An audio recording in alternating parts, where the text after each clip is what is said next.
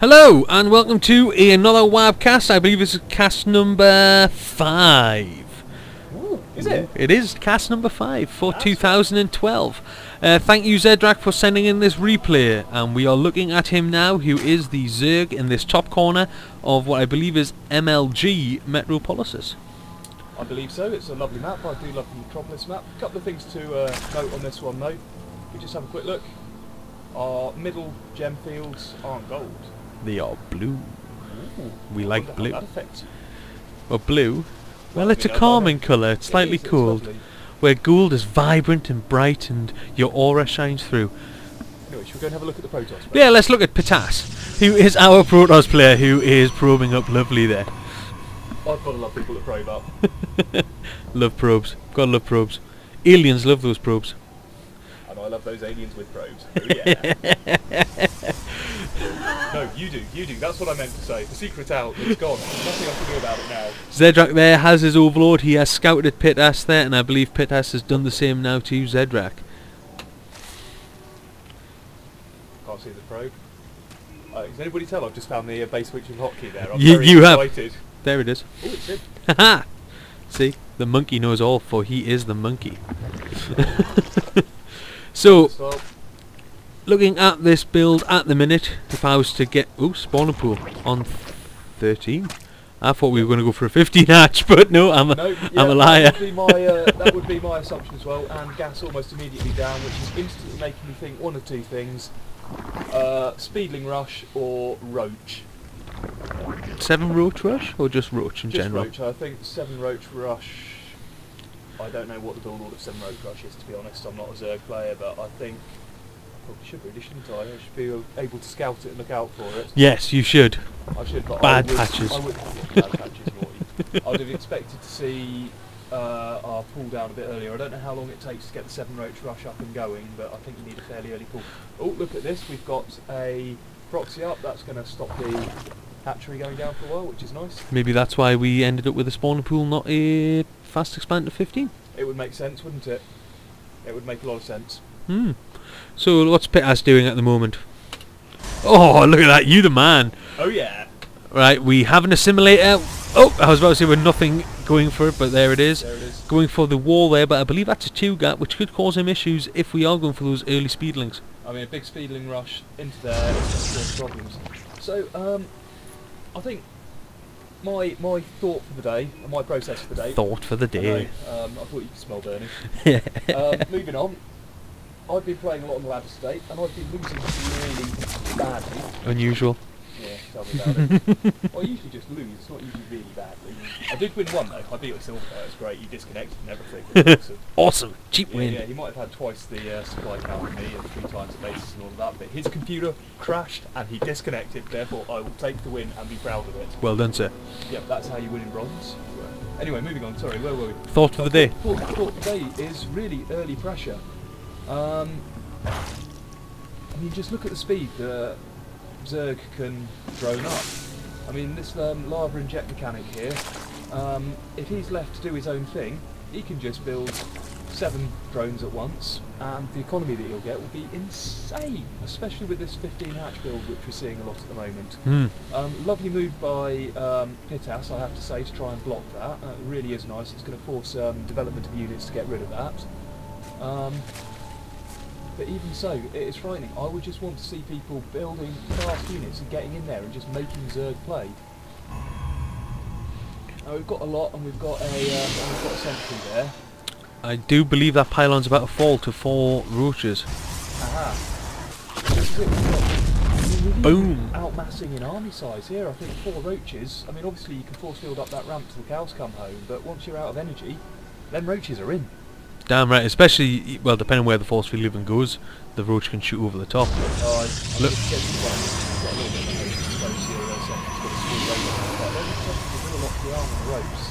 And in fact, those roaches are coming down the map now, and they're stopping.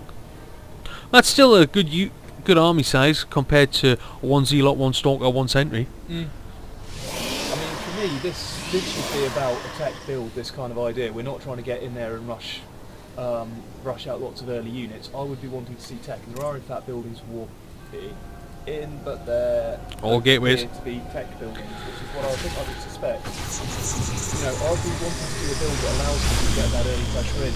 I think we've just seen a Zergling die on the scouting front, which is, if it coax those units out, I'm surprised the rest didn't go for a surround. No, that, I mean, in there, that would have been GG frankly with these there.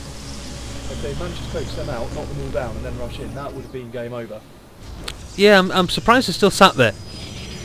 Really, the only way to prevent this kind of army... There's a scout as well. We've got an overlord scouting, that should be in. Go, now! Attack! Go! Kill! I Go mean, we berserk! are expoing, and we are maynarding our drones around, so that could have a large impact on why we're not going in. But go in, kill, get them! Well, the ramp's still free, isn't it? That overlord's just died, I can see that from the red in the top corner there, but... And it's just about a line of warping. That ain't going to be enough, I'm afraid. Sorry, that's just not going to be enough. Just, again, if we have a look at the... I mean, talking about cheesy rushes and early pressure, I'm not going to try and tell people that trying to win with an all-in 3-rack stim mood isn't cheesy. But 3-rack stim should be coming in at about the, what, 7-minute mark? Oh, bit of action! Look at this, is that next going to go down? No. Oh no, we've been split off onto the troops there. Yeah, oh dear. Good force field. Oh, and again. And the force field there preventing any form of retreat. That was very expensive for our Zerg player. He should have taken a lot of these units with him, to be honest. I'm going to try press a magic key here that should tell us some information. Go for it. Just looking at the amount of resources that have gone down the Swanee there on the army, the units lost is 15 for the Zerg at a total combined resources of 750 to only 4 down for the Protoss at 350. So 400 gems up. Okay, having said that, if we look at the income tab, we're getting in nearly 200 gems more. Well, why look at the income tab? Have you seen what's going on in the top right corner? Oh, alright, yeah, so, I mean, we could, I'll not lie, we could be perhaps spending more of those, really, couldn't we? For those that haven't seen it, we're floating 1500 gems in minute 10. I want those on the field. Like I say, if we are going to be playing against somebody that's feeling the cheese urge, you know, you're not going to stand against that, and there's no reason whatsoever at all to be beaten by these cheese rushes. No! To build sufficient forces to get that hand monkey skull case right. Chrono! We've got so much chrono and all those gems. Oh, more gateways going down, so we're still not looking at... We don't need more! We've got all that chrono! Have a look at the, did I see it going down? I did. Yeah, if we look in the Zerg base, that's bad news for gateway units. Oh yes. That is really bad news for gateway units. I love Lisks. I mean, the only possible... I hate them. Well, not as a Protoss player, but as playing a Zerg against Protoss, Lisks are awesome. I do love Lisks. If you can back them up with, well, just about anything. I mean, they're just eat gateway units. I mean, the DPS that a list spits out. I mean, people whinge about Marines and DPS fire. If there is a Zerg equivalent that can do that and just hit everything with an insane DPS and be made of glass at the same time, it's got to be Lisk, surely. Yeah, and yes, the Protoss counter is Go Colossi. You threw up those nasty, not Mutalisks, come on, what they're called, I'm not a Zerg player, other Corruptors, yeah, the squid things in the air. Yeah, they're really mince Colossi. Oh, you have an army of them, that's it. It's really hard work as the Protoss player. And interestingly, you know, our Protoss player still hasn't pushed out. I mean, we're talking about early rushes and early pressure. I'm not asking for cheese, really. I'm asking for a decent attack, which, you know, kills as many gens as you're putting into the attack.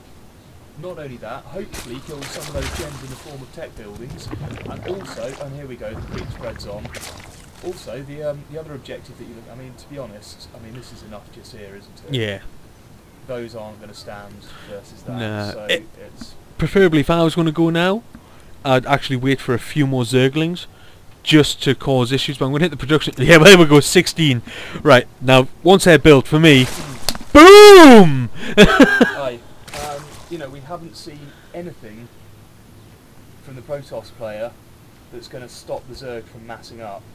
The thing with Zerg is once they get going, I mean, they are the macro race. Once they get the macro sorted, They just go and go and go. You need to get in there early, and you need to put them on the back foot. You need to put pressure on them. What I'm also liking from the Zerg player ZedraC is that he has complete map control here. He has both Zelnagas and he has his overlords positioned across half of that map there. This Protoss player... This creep spread is flying. Yeah, this Protoss player is not going anywhere without ZedraC knowing about it. No. It's completely...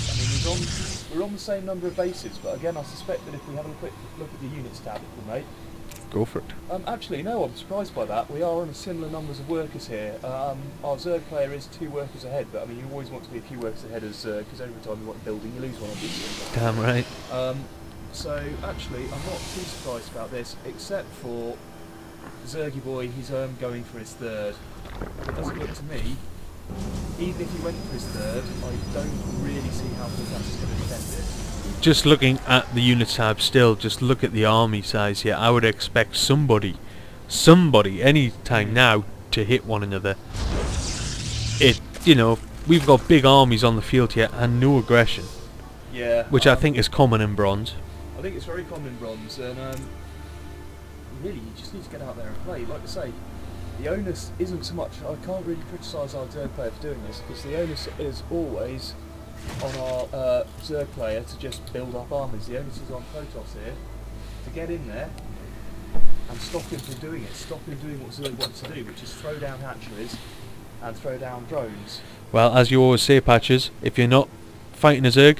Yeah, if you're not attacking a Zerg, you're losing. Well, attacking, fighting. I mean, this is or fighting, whatever. I mean, this is Terran logic. I don't know if that necessarily applies in ZvZ or ZvP, but certainly as a Terran, if you're not out there giving it large, and put that as an example, one of the games I played today, I thought, well, I'm playing Zerg, I'll go for a mechy sort of a Thory, rushy sort of a buildy thing. I sent 4 Thors backed up with some Marines and some Helions in at around about the 10.5, 11 minute mark it might have been when they got to the opposition base. And with my push I knocked out a hatchery and God knows how many drones. Quick little push in there. Here we go, and once again Zerg picked up individually. That's an expensive scouting party. That is. Luckily they are only Lings, and oh look at that, we've got 13 more Hydra on the way down. I mean, really, it's not going to be long now. And frankly, I think that ball should be enough. They could walk down that ramp. That's all it takes. I don't really see That's the move. Protoss player has got that can defend that. Go. But no, Zerg is still doing his thing. He's still building up. Oh, I wanted that one. There we go. Interestingly, look at this. Protoss is now ahead in workers. So all of my stuff about stopping the Zerg from macroing up, it's all rubbish. You obviously don't need to. They obviously do stop macroing. Oh, having said that, 54 drones now versus 46. So Zerg is still macroing up, making an army. And the problem is, when the Zerg gets up to 3-4 hatchery sort of size bases, you can destroy the army, especially if they're Hydras. And 30-40 seconds later they've got another one that's equally big. Just looking at the upgrades here, that's why I was clicking about so much, is that we're going for level 3 weapons now as TOS, so that'll be 3-2 for the TOS, and only, I believe, it'll be 1-1. 1-0 for the... Well, 1-0, but we do have that melee attack coming in for the Zerglings, but this is, it's kicked off. Even with the upgrade, I was about to say the force fields here would be really good to push those units away, but we're actually going to bring them into us.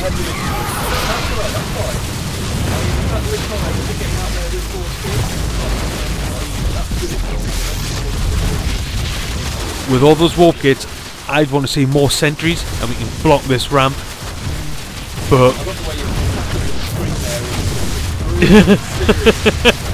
oh, damn, that hurt. Yeah, you know what, mate, that's it. Ooh, good game from Suplex, who must be a spectator. Oh. Well, wow. What can we say about that one? How to sum up? I suppose what have we learned there? If you leave Zerg alone, they will just expand over the whole map. Or anybody alone. Or anybody alone, yeah, but Zerg especially. Oh, nasty. And secondly, if you've got an army, you might as well use it. Damn right. You know, hats off to Pitas for just the upgrades. You know, What I am surprised at, just looking at the top right again, and I'm going to move it just over this bit of ground there so it's easier to read. Look at the amount of gems stored up. I would have expected to see all them in stuff. Yeah. You know, Right just from more the outset. stuff. I mean, I think if we're going for a gateway army, we definitely need. I mean, I would have thought Blink Stalkers. Get them in there, get them mixing it up right in, get them out of point of Blink, as it can run away from the Zergling quite nicely. Up a ramp, for example, we can get some sight up the ramp with this map and just run away up there. No, Zerglings, you've got to run all the way round, up into your ramp, and meanwhile our Blink Stalkers can take out a Queen and maybe hit a few drones, and then they can run away and keep Well, going, we had the ability, we did have an observer out there, we could have blinked in and then blinked out all the time. Yeah. We did go for charge on the lots, which is good. I like charge on lots, it makes them much more effective. But, whew, just we sum this up. spend your gems. To use the points, yeah. I mean, obviously we'd all be pros if we could all do this perfectly. So read into this what you will, but yeah. Gems in the bank aren't translated to an army on the field. Early pressure doesn't need to take the form of cheesy all-in early pressure, and it can still affect the enemy and hurt them. Yep. And if you've got an army, get out there and fight. Damn right. I mean, this game to me was over in about minute 11 when there wasn't a Protoss army and there was a Zerg one. You know, for those of you that haven't got the counter on in the bottom left-hand corner, whack it on. Have a look at what your supply count is at various minutes. For me, I like to look at the 7 minute. I mean, I'm not going to try and say that I'm great or that you're going to get good following this advice, but I like to look at around about the 7 minute mark, and then I like to have a look again at around about the 10 and see where I'm at. After that, the game could be going in so many different ways. I wouldn't want to give you threshold values, but you need that supply to be rising the whole time. You know, just to give you a clue at the 7 minute mark, just from our team games that we play, as our joint Terran Protoss alliance of power, you know, That's it. you as Terran can have 10 Marines and a few Marauders in the mix? Is it something like that for your 7 minute mark? I build it slightly differently depending on what we're playing, but I aim for the 7 minute mark to have around 50 supply. You know, I can't say my supply-wise, but my army-wise, I'm looking at 4 to 5 Zealots with 1 Colossi with the upgraded range on Thermal Lancers. And that's a meaty army. That does damage. We haven't found very many, well, we're silver now with this combo, and we haven't found very many silver teams that put up a lot of resistance to that. Some do, but well, generally it's well done cheeses that beat us. Well, in my 1v1 one game I've played, just, you know, to qualify back to bronze, the bronze, that build for me, although I lost every single Zealot against a phenomenal Marine push from my Terran opponent, he ended up with only 3 Terran Marines left after he sent in a gazillion, but that Colossi popped out just at the right moment, just having enough, and wiped the floor with everything else, and I went in to win it from there. Well, this is the basis of a timing push, isn't it? If our units pop out at the time to be useful, then that's good. If they pop out too late, that's bad. So anyway, so in sum up for that, we've done sum up, haven't we? We've done a big sum up, so I'm just going to say goodbye actually then. That's probably worth it. People aren't interested anymore, are we? We're rabbiting on far too much again. Yeah, it's nice to talk. It's lovely, isn't it? I feel like a BT advertisement. So I've been Wab Monkey. Thanks for watching. Remember, send in some more replays. We are eager to cast. Hit that like button, hit subscribe. If you're going to hit dislike, that's cool. Just leave some constructive criticism so we know what you're disliking so we can improve. And as always, happy hunting. And on Patches, I've still got no tagline. Bye.